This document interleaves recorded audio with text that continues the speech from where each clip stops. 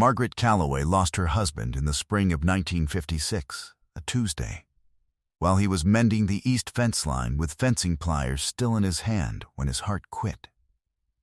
The bank sent a letter 11 weeks later. Then, the county sent one.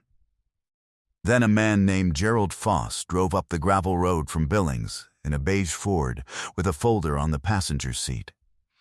And he was very polite about Margaret stood at the kitchen window and watched the flag on the mailbox she and Harlan had put up together in 1938. 18 years on that land. 3 children born in that house. 2 buried in the churchyard on the ridge. The flag went up and came back down, and nothing changed. The auction was scheduled for October 3rd. A Tuesday, a man in a battered tan Stetson pulled off Route 3 that morning and parked at the edge of the crowd. He had been driving back from a location shoot in Wyoming and needed gas. He got the gas. He didn't leave. Here is the story. Harlan Calloway had run the Calloway spread since 1938, when his father handed him the deed and a handshake and told him the land would do right by him if he did right by it. He had. He raised wheat in the lower fields and kept 15 head of Hereford cattle on the upper pasture. The farmhouse sat at the end of a gravel road off Route 3, white clapboard with a screen door that banged in the wind, and a kitchen that smelled of coffee and cast iron and whatever Margaret had going on the stove. The barn was red and needed paint, and Harlan kept meaning to get to it. He fixed every fence post. He bought the combine used in 1948 and taught himself to keep it running with a manual and a lot of patience and a few hard winters. Margaret had been beside him the whole of it. She kept the books in a green ledger on the kitchen table, a plain thing, cloth covered, pages gone soft from 18 years of handling. She drove the truck to Billings when parts were needed. She cooked 3 meals a day for the hired hands in the summers and 2 in the winters, and she never once asked for help she hadn't already asked the land for first. There were 5 Calloway children, 3 grown and gone, 1 to Oregon, 1 to Spokane, 1 to the Army, and then to a job in Denver. 2 markers up on the ridge under a stand of ponderosa pine, a boy born too early in 1941, and a girl who took sick the winter of 1949 and was gone by February. Harlan had cut both markers himself from timber off the east fence line. Margaret had painted the names. When Harlan died, Margaret was 51 years. She had $214 in the checking account, a mortgage with 16 months left on it, and a wheat crop that had gone only 2/3 in because Harlan had been short-handed that summer, and there wasn't money for a full crew. The bank applied the crop against the balance. It wasn't enough. Not by $4,800. Gerald Foss from Continental Trust in Billings was not a cruel man. He had done this 40 or 50 times. He wore a clean shirt. He said he was sorry for her loss.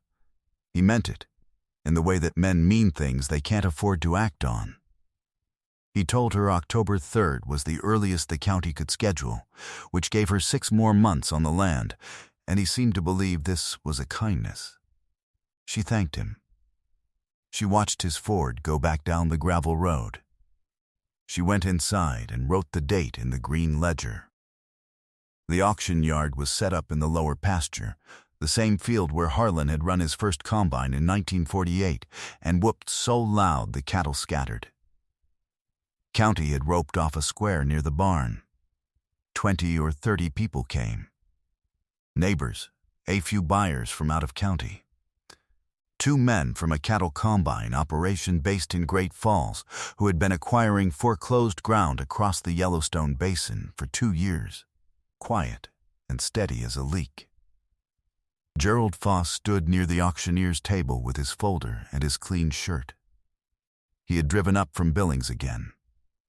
He nodded at Margaret when she came out of the house, and she nodded back, and that was all there was between them. Margaret stood at the edge of her own lower pasture with her coat buttoned and her hands in her pockets. She was not crying. She had done that already. 18 years of fence line and green ledger and early mornings were somewhere inside the expression on her face, but she had put it somewhere a visitor couldn't reach. The auctioneer called the parcel. The two men from Great Falls opened at $12,000. A neighbor named Denny Purvis came in at $12,500 and held there, looking at his boots when the Great Falls men went to $13,200. Gerald Foss watched the numbers and did not move. The bid sat at $13,200. The auctioneer called it once. Margaret looked at the windmill at the far end of the upper pasture. Harlan had rebuilt it in 1944. She had handed him parts from the ground for 2 days while he worked from the top of it, 40 feet up. Neither of them talking much, just the wind and the work. The auctioneer called it twice. The people who had known Harlan Calloway for 20 years stood in the October cold of his lower pasture, and they did not move. They looked at their boots, or at the sky, or at the tree line to the east. Not because they were bad people. Because the gap between wanting to help and being able to help is a very particular kind of silence, and they were all standing inside it. If you have ever watched something be taken from someone who had already paid for it in full and felt the helplessness of it, you know exactly what that field felt like. Drop your state in the comments. I want to see how far this story reaches. The man in the tan Stetson had been standing at the edge of the crowd for 20 minutes. He had his hands in his jacket pockets and his hat pulled level, and he was watching Margaret Calloway the way you watch a person when you have already decided something and are just waiting for the moment.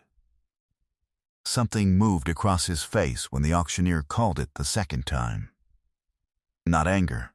Something quieter. He set down the coffee cup on the hood of his truck. He walked toward the auctioneer's table the way a man walks when the hard part is already done. Not fast. Not slow.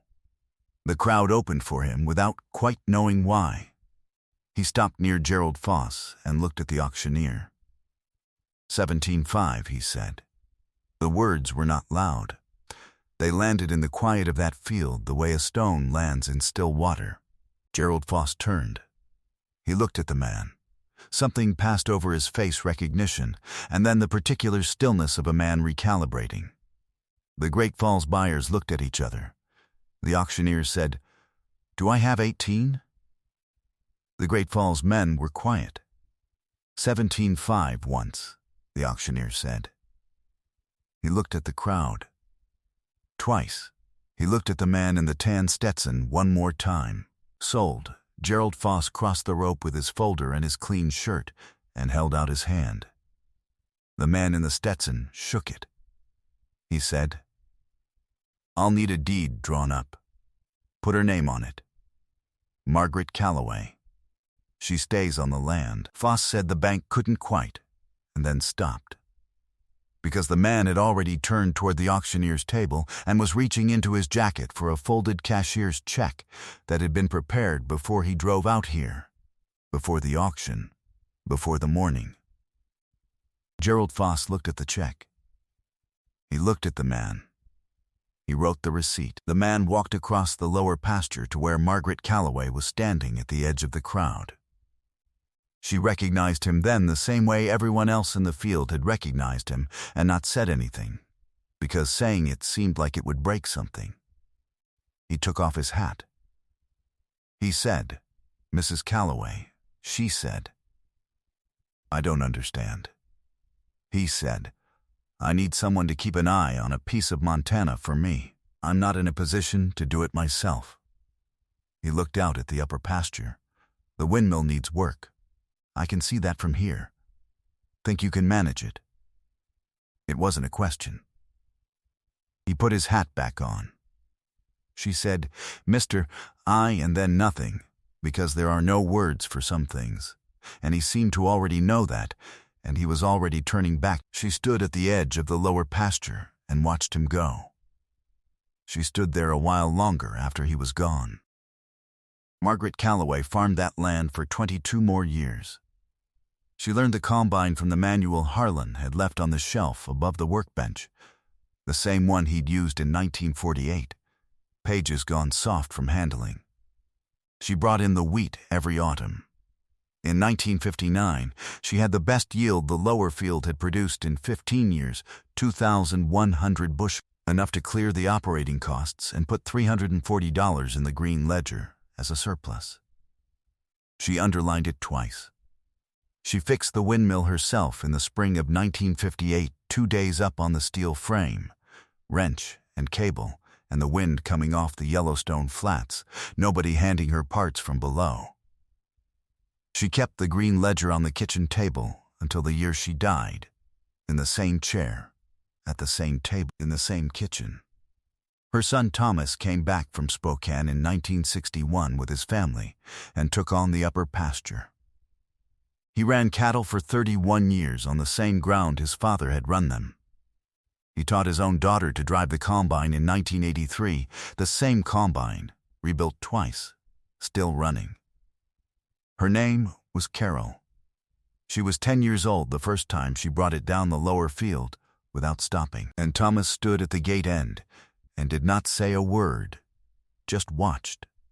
The way you watch something that was always going to be true, finally becoming true. Thomas had a neighbor named Ray Kettner, a wheat farmer 2 properties east who had been fighting a bad loan from 1971 for 3 years straight. In the spring of 1974, Thomas Calloway drove over to Kettner's place with a check for $2, 100 the amount his father's neighbor Denny Purvis had bid at the auction in 1957 before the numbers went past him. Thomas said it wasn't a loan. He said someone had done something for his family once, and he'd been carrying it a while. Kettner kept his land. He farmed it until he was 74 years old. That daughter, a woman named Carol Calloway Price, still farms the lower field. She is 63 years old. She has a photograph on the kitchen wall, Margaret and Harlan in front of the barn in the summer of 1952, the wheat fields behind them, the windmill turning at the far end of the upper pasture. The photograph is framed in pine cut from the east fence line. Somewhere in Montana, on a Tuesday morning in October, the light comes through that kitchen window and moves across the green ledger on the table. Margaret left it there. Carol kept it there. The last entry in it, in Margaret's handwriting, is a date and 2 words: land clear. John Wayne never spoke of that morning, not to his director, not to his co-stars, not in any interview anybody ever recorded, not in any letter that turned up. The cashier's check had been drawn before he left the motel that morning, which means he had made the decision the night before, when he heard something in a diner and asked a question of the man at the counter, and heard the answer. He stopped for gas. That was all. He was back on set by afternoon. There is a particular kind of man who notices the people a room has decided not to see, who sits very still in the back of a crowd and watches the thing everyone else has agreed to look away from, who reaches into his jacket not because someone asked him to, but because he already knew what kind of man he was long before that field gave him the chance to prove it. The measure of a man is what he does when the ground belongs to him, and he isn't in any particular hurry to prove it. If this story reached you, share it with someone who needs to hear it. Subscribe if you haven't yet. There are more stories like this one, and every one of them deserves to be told. And unfortunately, they don't make men like John Wayne anymore.